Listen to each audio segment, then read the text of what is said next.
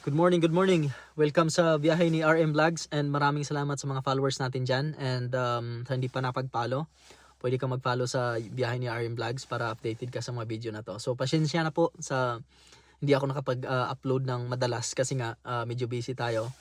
Medyo critical kasi syempre yung work natin, then nasa snow area pa tayo. Kung medyo napapansin nyo na mausok kasi nasa snow ngayon. Pakita ko lang sa inyo. Ayan.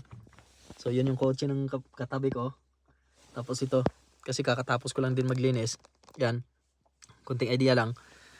Um, Struggle talaga pag nasa snow area ka. Hindi ganun kadali. Pag nasa snow area ka, ano lang talaga ang tawag nito. Maganda yung bakasyon na lang, pero pag tumira ka, grabe. Doble kayod ka talaga, doble yung time mo. Kailangan mo talaga gumising na maaga para maglinis sa kotse, sa daanan, tapos ano mo pa yung engine. So, yun lang no. Pero yun nga, I look on the other side na kumbaga hindi lahat ng tao nakakarating dito, nakaka-experience dito tumira sa snow. Yeah, so thankful, grateful pa rin ako. So balik tayo doon. Sa akin naman, sa mga nagtatanong nga sa kung paano makarating dito sa Amerika, yung mga nagko-comment diyan. So ito yung way or pwede niyo gamitin to. Ako, experience ko, nakarating ako dito sa Amerika dahil sa fiancé visa ako. So paano ba yung fiancé visa? Yung fiancé visa naman, yung kapartner ko, girlfriend boyfriend pa kami dati, taga USA, so taga Amerika. So ngayon, pinitation niya ako.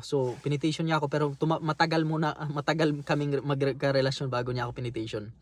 Tapos yung proof, lahat legal. So yun yung ang tawag nito. Yun yung way para ma-petition niya ako, tapos sinend namin sa US Embassy, tapos mag-antay ka pa ng interview, lahat medical, lahat para maano mo talaga yung mga requirements, ma-hit mo yung requirements. Okay? Tapos pagdating dito, so magantay ka rin. Sa akin nga, balikan ko, pagkatapos ng na-petition niya ako, na-approve na, nakapasa na ako. So pagdating namin dito kami kinasal.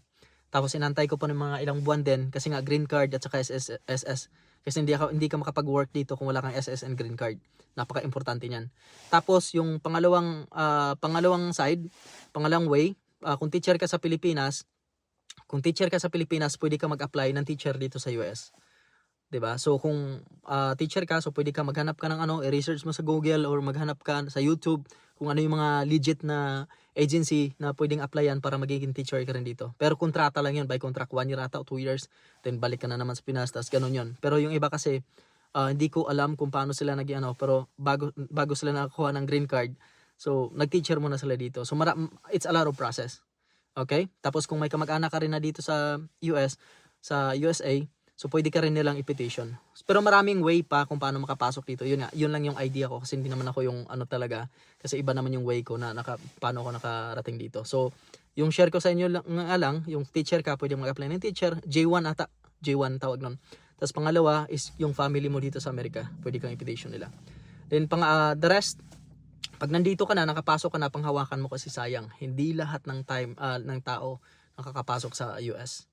So ngayon kung gaano ka kasipag sa Pilipinas, so dublehin mo dito kasi yun ang nagawa ko. Nung pagdating ko dito, hindi lang isa yung trabaho ko. Pagtapos ng work, naghahanap ako kaagad ng part-time job, then naging overage driver ako. Kumbaga yung overage driver ako. Then hanggang syempre paunti-unti nakaka-recover ako. So kung hindi ka batugan, kung hindi ka batugan, hindi ka tamad nga, tapos may determination ka, marunong ka rin mag-ipon, kasi hindi porkit nandito na sa US, tapos gastos ka na nagastos, so dapat mag-ipon ka pa rin para may mas mainam talaga mag-ipon. Okay, so the rest nun, kumbaga sa observe ko lang sa US, pag masipag ka, matyaga ka, tapos marunong ka mag-ipon, dito kasi, ako may bachelor's degree kasi ako sa Pilipinas, pero binaba ko lang yung pride. So dito, ibaba mo talaga yung pride pag nandito ka na. Wag mo sabihin na teacher ako, ganito. No. Ibaba mo yung pride mo, tapos pagdating dito, magiging empty ka lang. Tapos marunong ka makisama sa mga tao dito. Kasi mababait naman sila. Wag ka lang ma-pride. Kasi yung pride, parang underwear lang yan. Pag hindi mo binaba, walang mangyayari. Tapos, experience ko dito sa nabibili mo. Pag nag-start ka na, nandito ka na, mabibili mo yung gusto mo. And basta matyaga ka lang. And wag kang magsawang mag-try. Ha? try mo lang kung ikaw talaga may determinado, makakarating ka talaga dito. So yun lang, pwede ka mag-apply ng Indian teacher dito. Tapos kung may family ka, so pwede ka makapasok sa Amerika. The rest nun, I have no idea kung ano pa yung yung ibang way para makapasok dito. Yun lang yung idea ko na i-share ko sa inyo ngayon. And wag ka lang tumigil. Wag ka lang tumigil na mangarap. Makakarating ka rin dito balang araw. So, kung nagustuhan niyo to, kung may comment kayo, kung may feedback kayo, pwede niyo i-comment diyan. Tapos kung may tanong kayo na hindi ko kaya ko naman sagutin, sure. Bakit hindi, 'di ba? So, ano lang natin. So, yun lang. Ingat kayo palagi diyan.